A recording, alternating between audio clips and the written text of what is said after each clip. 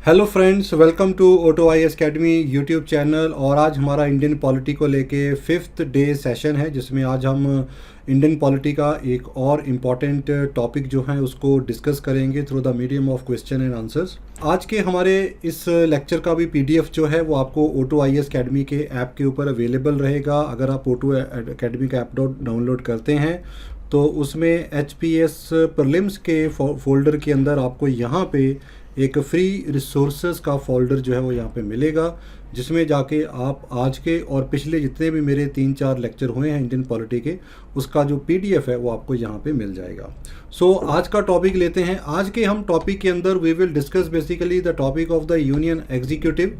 और union executive में आज हम लर्न करेंगे about the office of the president, the vice president, the prime minister and his council of minister and attorney general of India को। इसके हम 20 question के मीडियम से इन चारों ऑफिसर्स के बारे में जो इम्पोर्टेंट इन्फॉर्मेशन है उसको आज हम डिस्कस करेंगे।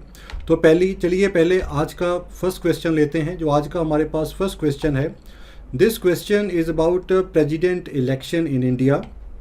3 स्टेटमेंट जो है वो यहाँ पे दे रखी हैं और अब आपको बताना है कि इनमें से कौन सा स्टेटमेंट जो है वो यहाँ पे करेक्ट आता है। तो देखिए, पहला स्टेटमेंट ये है कि ऑल डाउट एंड डिस्प्यूट जो भी प्रेसिडेंट इलेक्शन के साथ होते हैं उनको कौन सी बॉडी जो ऑफिस डिसाइड करता है? Election commission of India decide करता है। इलेक्शन कमीशन जो प्रेसिडेंट है वो 5 साल के लिए इलेक्शन कॉन्टेस्ट कर सकते हैं और मैक्सिमम 2 बार इलेक्शन कॉन्टेस्ट किया जा सकता है for the president of India. और पीपल रिप्रेजेंटेशन एक्ट 2016 के अंदर जो अमेंडमेंट किया गया है उसके नीचे आप person of Indian origin PIO जो हैं वो भी आप प्रेसिडेंट का इलेक्शन कॉन्टेस्ट कर सकते हैं। तो हमारे पास ये 3 स्टेटमेंट है, लेकिन ये तीनों ही स्टेटमेंट जो हैं वो इनकरेक्ट हैं।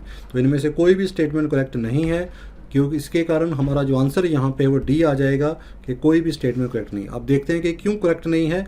क्योंकि इलेक्शन के रिगार्डिंग जो भी डिस्प्यूट होता है वो इलेक्शन कमीशन ऑफ इंडिया नहीं, वो सुप्रीम कोर्ट ऑफ इंडिया के द्वारा देखा जाता है।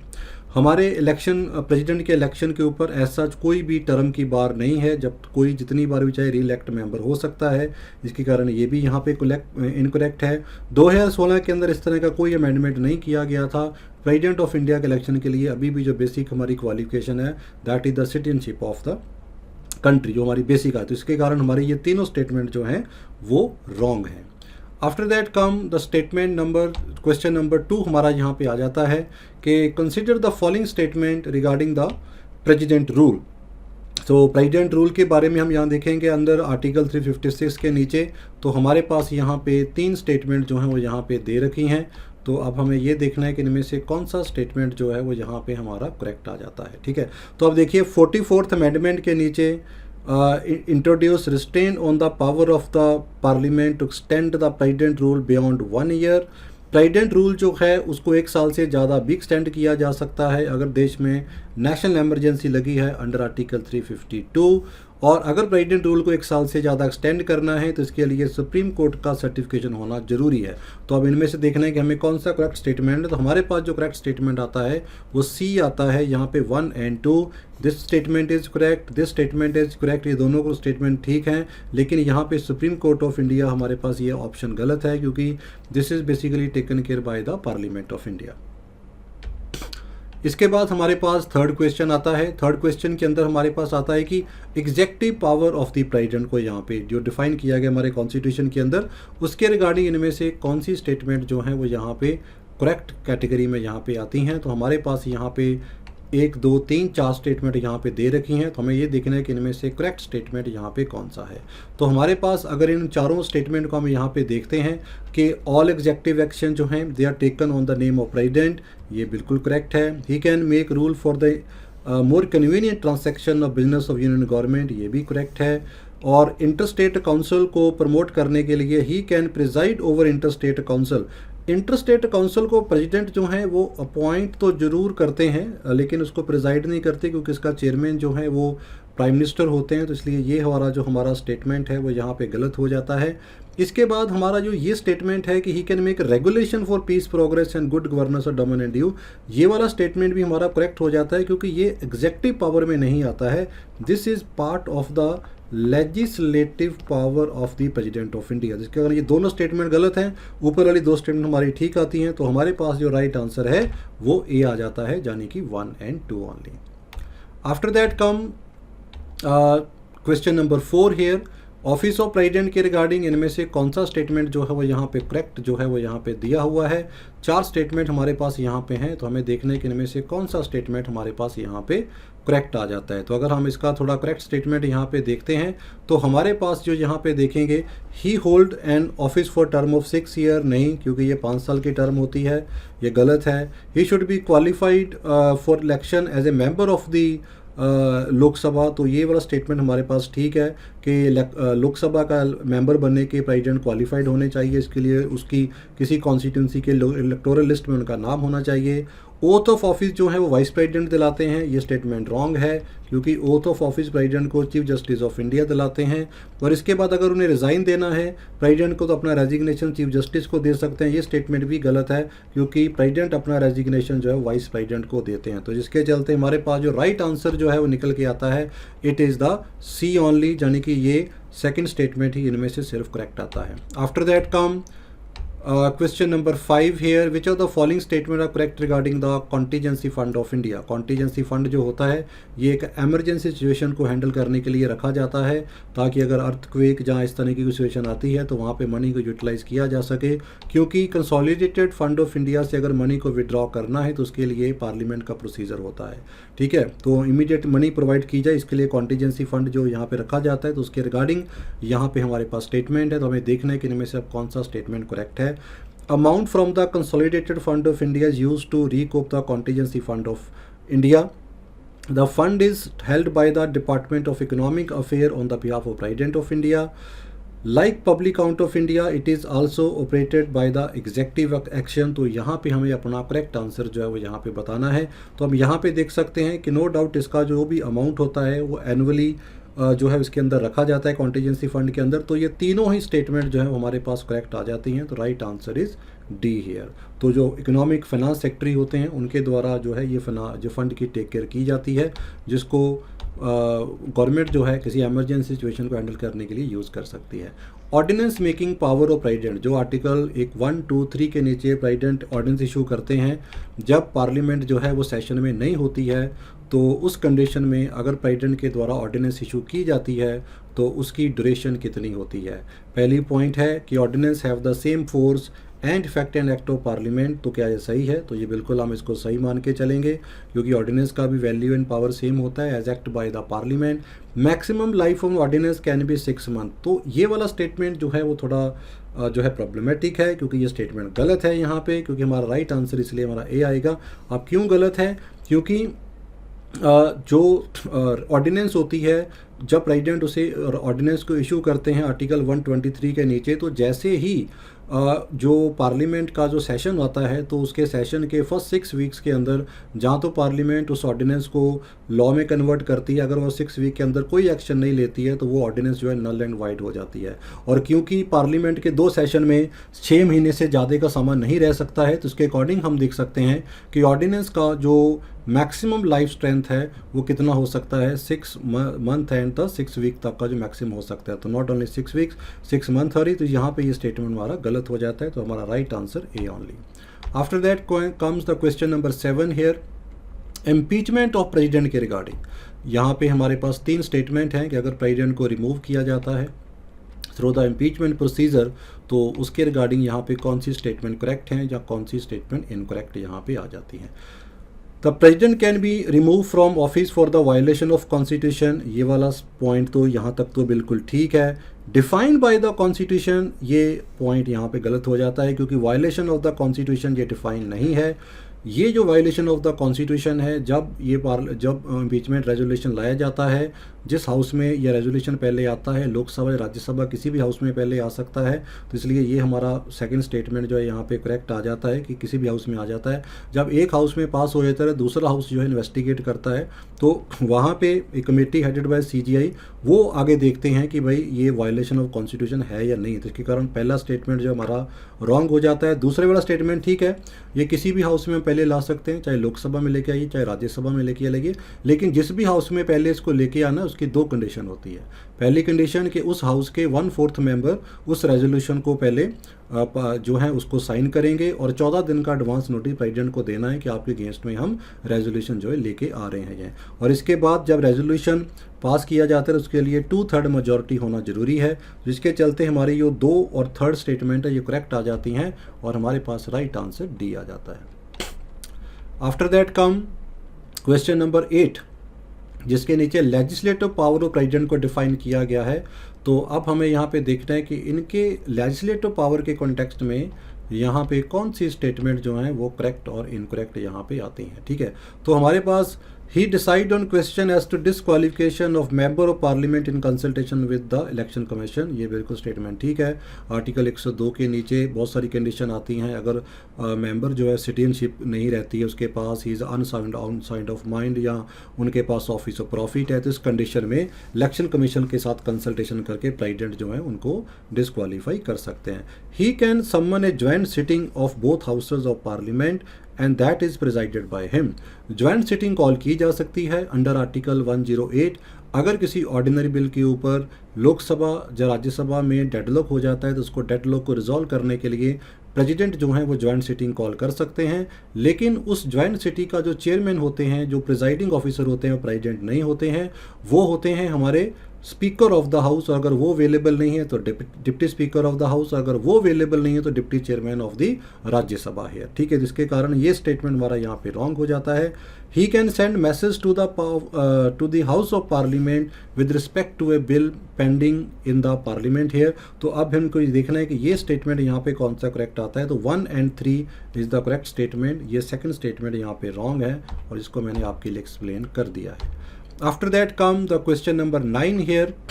Which of the following entities submit their resignation to the President? Comptroller and Auditor General of India, the Vice President, the Chief Justice of India. इनमें से आपको जो एक करेक्ट कोड है वो आपको यहाँ पे यूज़ करना है कि इनमें से कौन से ऑफिसर्स हैं जो आपके जो हैं वो अपना रेजिग्नेशन अगर देना चाहते हैं तो प्रेसिडेंट को देते हैं। तो ये तीनों ही ऑफिस अपना रेजिग्नेशन जो है प्रेसिडेंट ऑफ इंडिया को ही सबमिट करते हैं, जिसके कारण हमारा राइट आंसर डी आ जाता है। After that come the question number 10 here. Electoral college, जो प्रेसिडेंट का इलेक्शन होता है उसके लिए इलेक्टोरल कॉलेज बनाया जाता है by election commission of India, उसके अंदर कौन मेंबर होते हैं। तो हमारे पास यहाँ पे 4 ऑप्शन दे रखे हैं, तो वी हैव टू सी कि इनमें राइट ऑप्शन हमारा यहाँ पे क्या आता है। ठीक है, तो हम यहाँ पे देख सकते हैं elected member of the Lok Sabha, yes ये पार्टिसिपेशन करते हैं। Elected member of the Rajya Sabha, yes they participation. Nominated member of Rajya Sabha, no nominated member participate in the election of the president. And elected member of state legislative assembly, that is true. तो हमारे पास यहाँ पे जो right answer है वो 1, 2 and 4 आ जाता है, इसके कारण हमारा राइट आंसर ऑप्शन है डी है यहाँ पे। After that come question number 11 here. Vice president के इलेक्शन की एलिजिबिलिटी के लिए इनमें से कौन सी एक क्वालिफिकेशन नहीं है। Not a qualification, he should be citizen of India, he should have completed 30 years of age, qualified to being the member of the राज्य सभा, should not hold any office of profit। तो यहाँ पे हमारे पास जो right यहाँ पे आ जाता है तो ये वाला ऑप्शन जो है वो यहाँ पे रॉन्ग है, क्योंकि जो मिनिमम एज है वो 35 ईयर है, नॉट 30 ईयर। बाकी जो है वो क्वालिफिकेशन के अंदर आती हैं, तो इसके कारण हमारा जो राइट आंसर है वो यहाँ पे बी आ जाता है। After that come the question number 12 here. Vice president के रिगार्डिंग यहाँ पे कुछ स्टेटमेंट दे रखी हैं, तो हमें इनको थोड़ा चेकआउट करते हैं। तो हमारे पास यहाँ पे 3 स्टेटमेंट दे रखी हैं, तो हमें देखना है कि वाइस प्रेसिडेंट के ऑफिस के रिगार्डिंग इनमें से कौन सा स्टेटमेंट करेक्ट है। The vice president is ex officio chairman of the Rajya Sabha, बिल्कुल ट्रू है जी ये। In every vacancy rise in the office of president due to death, resignation और impeachment, vice president officiate as the president for not more than 3 months। इस तरह की जब statement आपको पेपर में आती हैं तो थोड़ा सा आपको अवेयर हो जाना है, इसको थोड़ा क्वेश्चन मार्क में हम ले लेते हैं। In case of a tie in Rajya Sabha, the president vice president can cast the casting vote, ये टाई ब्रेकर वोट इसे कहा जाता है। In the case of equality vote, इनमें से कौन सा स्टेटमेंट करेक्ट है। तो हमारे पास ये स्टेटमेंट नंबर 1 भी करेक्ट है, 3 भी करेक्ट है, ये गलत है क्योंकि ये 3 मंथ नहीं होता है, क्योंकि प्रेसिडेंट के इलेक्शन के अंदर जो मैक्सिमम गैप है वो 6 मंथ तक का होता है। अगर प्रेसिडेंट का ऑफिस वेकेंट होता है तो as per constitution provision within the 6 month president का इलेक्शन हो जाना चाहिए। तो यहाँ पे हम देख सकते हैं अगर वाइस प्रेसिडेंट एक्ट करते हैं एज ए प्रेसिडेंट तो वो मैक्सिमम 6 मंथ तक जो है प्रेसिडेंट बन सकते हैं, नॉट फॉर 3 मंथ। इसके कारण हमारा राइट आंसर यहाँ पे ए आ जाता है। After that come the question number 13 here, which of the following group participate in the election of vice president but not president. कि वाइस प्रेसिडेंट के इलेक्शन में पार्टिसिपेशन जो होता है उनका, बट नॉट प्रेसिडेंट हेयर। तो इसके रिगार्डिंग हम थोड़ा सा देखते हैं कि ये यहाँ पे कौन से ग्रुप यहाँ पे इसका राइट आंसर यहाँ पे हमारे पास आता है। ठीक है, तो हम ये देखते हैं, elected member of the Lok Sabha, nominated member of Lok Sabha, elected member of legislative assembly, nominated member of the legislative assembly here. Which of the following group participate in the election of the president but election of the vice president but not president here। तो यहाँ पे हमारे पास जो right answer है वो यहाँ पे ए आ जाता है, दैट इज़ द 2 ओनली यहाँ पे। ठीक है, कोई नॉमिनेटेड मेंबर जो होते हैं वो वाइस प्रेसिडेंट के इलेक्शन में भी पार्टिसिपेशन कर सकते हैं, लेकिन प्रेसिडेंट के इलेक्शन में पार्टिसिपेशन नहीं कर सकते हैं। After that come question number 14 here, attorney general of India के ऊपर ये क्वेश्चन है। यहाँ पे 3 स्टेटमेंट हमारे पास यहाँ पे दे रखी हैं, तो we have to choose the right statement here. तो हम भी यहाँ पे ये देख रहे हैं कि इनमें से कौन सा स्टेटमेंट यहाँ पे करेक्ट है। He hold for a office of 6 year up to the age of 65 year. तो ये स्टेटमेंट तो बिल्कुल इनकरेक्ट है, क्योंकि अटॉर्नी जनरल का जो टेन्योर होता है वो फिक्स नहीं होता है। ठीक है, अगर वो अपना ऑफिस क्विट करना चाहते हैं तो अपना रेजिग्नेशन प्राइम मिनिस्टर को दे सकते हैं, ये भी इनकरेक्ट है, क्योंकि अपना रेजिग्नेशन वो प्रेसिडेंट को देते हैं। और अटॉर्नी जनरल क्योंकि एक रेगुलर एम्प्लॉय नहीं होते हैं, उनको एक सैलरी नहीं, एक रिम्यूनरेशन दिया जाता है जो कि कॉन्स्टिट्यूशन में फिक्स है, ये भी गलत है, क्योंकि it is determined by the president from time to time. तो इसके चलते हम यहाँ पे देखते हैं कि ये तीनों स्टेटमेंट हमारा इनकरेक्ट आ जाता है। तो राइट आंसर हमारा कौन सा आएगा, D. After that come the question number 15 here, attorney general के ऊपर ही ये हमारे पास 2 स्टेटमेंट हैं। तो हमें यहाँ पे देखना है कि इनमें से कौन सा स्टेटमेंट यहाँ पे करेक्ट है और कौन सा स्टेटमेंट करेक्ट नहीं है। Attorney general of India is debar from private legal practice. तो ये वाला स्टेटमेंट जो है ये करेक्ट नहीं है, ये गलत है, क्योंकि अटॉर्नी जनरल जो हैं वो अपना प्राइवेट प्रैक्टिस कर सकते हैं। यहाँ पे 2 कंडीशन होती हैं। पहली कंडीशन कि वो कोई भी केस सेंट्रल गवर्नमेंट के अगेंस्ट नहीं ले सकते हैं, और अगर वो किसी क्रिमिनल केस में एज ए एडवोकेट अपीयर हो रहे हैं तो उनको पहले गवर्नमेंट का परमिशन लेना जरूरी होता है, इसलिए वो अपना प्राइवेट प्रैक्टिस कर सकते हैं, कंप्लीट बार उनके ऊपर नहीं होता है। सेकंड है, attorney general of India enjoy all the privileges and immunity that are available to member of the parliament here. लेकिन ये जो उनको प्रिविलेजेस होते हैं ये तभी होते हैं when attorney general is taking part in the proceeding of the parliament, क्योंकि अटॉर्नी जनरल जो है पार्लियामेंट की प्रोसीडिंग में पार्टिसिपेशन कर सकते हैं, वहाँ पे स्पीक कर सकते हैं, वोट नहीं कर सकते हैं। And while he is speaking as a speaker, as a member in parliament here, किसी के ऊपर अगर वो पार्टिसिपेशन कर रहे हैं तो तब उनके पास जो है वो सारी प्रिविलेजेस होते हैं जो कि नॉर्मल मेंबर के पास होते हैं, लेकिन नॉर्मल सर्कमस्टांसेस में नहीं। तो इसके कारण हमारा ये वाला स्टेटमेंट जो है ये भी यहाँ पे इनकरेक्ट हो जाता है। तो राइट आंसर हमारे पास आ जाता है D. After that come the question number 16 here, collective responsibility of the council of minister को लेके यहाँ पे क्वेश्चन जो है वो यहाँ पे हमारे पास है कि इनमें 3 स्टेटमेंट यहाँ पे दे रखी हैं। तो हमें ये देखना है कि इनमें से राइट स्टेटमेंट हमारे पास यहाँ पे कौन सी आती है। तो यहाँ पे राइट स्टेटमेंट हम यहाँ पे देखते हैं तो कलेक्टिव जो काउंसिल ऑफ मिनिस्टर है it is collectively responsible to parliament. तो ये वाला जो स्टेटमेंट है वो यहाँ पे इनकरेक्ट आ जाता है। ये इनकरेक्ट है, इसलिए इनकरेक्ट है क्योंकि जो रिस्पॉन्सिबिलिटी होती है वो पार्लियामेंट को नहीं होती है, यहाँ पे आपका आएगा लोकसभा। इस तरह के जो पॉइंट होते हैं पॉलिटिकल क्वेश्चन सॉल्व करते हैं उसको थोड़ा ध्यान में रखिएगा। ठीक है, दूसरा आता है वोट ऑफ नो कॉन्फिडेंस जो है अगेंस्ट काउंसिल मिनिस्टर राज्यसभा में आती है। नहीं, ये वोट ऑफ कॉन्फिडेंस कभी भी राज्यसभा में नहीं आता है, ये भी जो है ये लोकसभा में ही आता है। ठीक है, it is the duty of minister to stand by cabinet decision without speaking out publicly, क्योंकि जब भी कोई पर्सन मेंबर जो है मिनिस्टर बनता है तो उसको oath of office and secrecy भी दिया जाता है, जिसके चलते हमारे पास जो राइट आंसर है वो 3 आ जाता है। ऊपर की दोनों स्टेटमेंट रॉन्ग हो जाती हैं। After that come the question number 17 here, it is regarding the power and function of the prime minister of India here. तो हमारे पास यहाँ पे 3 स्टेटमेंट दे रखी हैं regarding the office of the prime minister of India. तो हमें देखना है कि इनमें से कौन सा स्टेटमेंट जो है करेक्ट है। He can ask a minister to resign और advice to the president, dismiss him in case of difference opinion.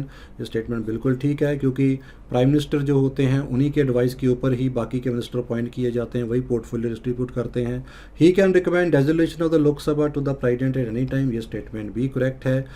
He is the crisis manager in chief and the political level during emergency, ये भी ठीक है, because he is the leader of the party. तो जिसके चलते हम यहाँ पे देखते हैं कि ये हमारी तीनों स्टेटमेंट यहाँ पे करेक्ट है। After that come the question number 18 hair.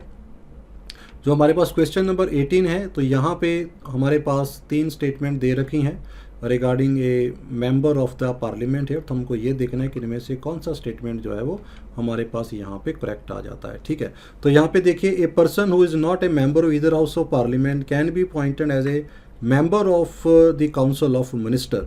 तो बिल्कुल वो पॉइंट हो सकता है, लेकिन मैक्सिमम फॉर 6 मंथ ऑनली। ठीक है, a minister who is not a member of either house of the parliament can continue to do so for 1 year. No, ये गलत है, जैसा मैंने अभी बताया, ये मैक्सिमम जो है वो 6 मंथ तक ही बन सकता है। ठीक है, a minister who is a member of 1 house of the parliament has right to speak and take part the proceeding of the other house, ये स्टेटमेंट करेक्ट है।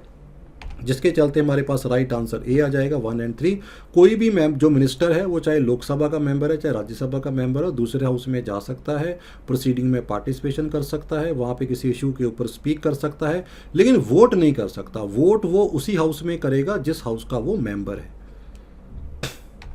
इसके बाद हमारे पास क्वेश्चन नंबर 19 आता है। तो 19 क्वेश्चन के अंदर हमारे पास जो है 3 स्टेटमेंट यहाँ पे दे रखी हैं। तो ये हमें थोड़ा देखना है कि इनमें से अब कौन सा स्टेटमेंट जो है वो यहाँ पे करेक्ट है और कौन सा इनकरेक्ट आ जाता है। ठीक है, पहला स्टेटमेंट हमारे पास आता है the appointment of prime minister when no single. अब इन यहाँ पे देखना है कि प्रेसिडेंट जो हैं वो किन कंडीशन में काउंसिल ऑफ मिनिस्टर की एडवाइस के साथ बाउंड नहीं है। नॉर्मली प्रेसिडेंट जो होते हैं वो is bound by the council of advice of the council of minister. ये 44th अमेंडमेंट के नीचे भी डिक्लेयर कर दिया गया था। हालांकि वो एक बार एडवाइस को रिकन्सिडरेशन के लिए भेज सकते हैं यहाँ पे। तो पहला हम यहाँ पे देखते हैं तीनों ही कंडीशन आ जाती हैं। ठीक है, जब कोई सिंगल लार्जेस्ट पार्टी टेन नहीं करती है तब प्रेसिडेंट किसी भी पार्टी को आगे गवर्नमेंट फॉर्मेशन के लिए इन्वाइट कर सकते हैं। ठीक है, dismissal of prime council minister where it can not prove the confidence of the Lok Sabha, तो उसको भी डिसॉल्व कर सकते हैं अगर काउंसिल मिनिस्टर के पास जो है अगर वोट ऑफ कॉन्फिडेंस नहीं है। यहाँ पे dissolution of the Lok Sabha if the council minister है लॉस्ट हिज मेजॉरिटी, तो ये भी वो अपनी मर्जी समय कर सकते हैं। तो यहाँ पे इसके अकॉर्डिंगली हमारे पास जो राइट आंसर है वो डी आ जाता है। इसके बाद हमारे पास लास्ट क्वेश्चन आ जाता है 20th क्वेश्चन। तो यहाँ पे हमारे पास 3 स्टेटमेंट हैं। तो हमें ये बताना है कि जब prime minister oath of office लेते हैं तो इनमें से क्या उनकी ओथ का पार्ट नहीं होता है। ठीक है, तो जहाँ इनमें से किसका हम देखेंगे कि क्या उनकी ओथ का पार्ट यहाँ पे होता है और कौन सी पॉइंट उनकी ओथ में नहीं आता है। तो पहले जो 2 कैटेगरी अगर आप रीड करेंगी, to uphold the sovereignty and integrity of India, ठीक है, to work as per the constitution, ये जो है उनकी ओथ का पार्ट होता है। To preserve, protect and defend the constitution and the law, this is the part of the oath of the president of India. ठीक है, तो इसके चलते हमारा जो राइट आंसर है वो जहाँ पे ए आ जाएगा 1 और 2। So student, this was the lecture for today, जिसके अंदर हमने यूनियन एग्जेक्टिव के ऊपर जो है 20 डिफरेंट क्वेश्चन जो है उनको हमने सॉल्व किया है। आई होप कि ये क्वेश्चन आपको अच्छे लगे होंगे and it might help you to understand the topic of the union executive and could be beneficial in your prelims exam. So thank you very much and stay tuned और जल्दी मिलेंगे हम अपने नेक्स्ट टॉपिक के साथ जहाँ पे हम अगले 20 क्वेश्चन को डिस्कस करेंगे। Thank you very much.